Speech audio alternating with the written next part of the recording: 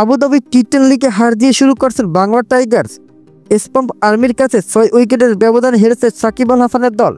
আগে ব্যাটিং করে 1 উইকেট হারিয়ে 106 রান করেছিল বাংলা টাইগার্স।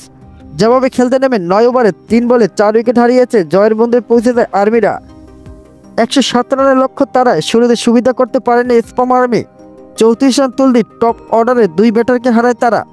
তবে এরপর আন্দ্রে গুয়েস ও জ্যাক টেইলর ঝড়ো ইনিংসে খেলে দলকে জয়ের বন্ধে নিয়ে যান। গুয়েসের ব্যাট থেকে এসেছে 13 বলে 24 রান, আর টেইলর 13 বলে অপরাজিত 27 রান করে দলকে জিতিয়ে মাঠ ছেড়েছেন। টাইগারদের হয়ে 2 উইকেট শিকার করে ইনিংসের সেরা বোলার সাকিব আল হাসান। অধিনায়ক 2 ওভার বোলিং করে খরচ করেছেন 15 রান। এর আগে টস হেরে ব্যাট করতে নেমে শুরুটা ভালো হয়নি বাংলা টাইগার্সের। 7 বলে 5 রান করে 7 ঘরে ফেরেন লোকমান ফয়সাল।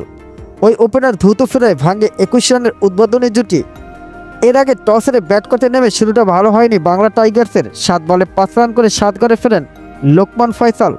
ওই ওপেনার দ্রুত ফেরায় ভাঙে 21 রানের উদ্বোধনী জুটি। অবশ্য এরপর আর কোনো উইকেট হারায়নি টাইগার্সরা। তবে 3-এ নেমে বেশ ধীরগতির শুরু করেন দাসুন সানাকা।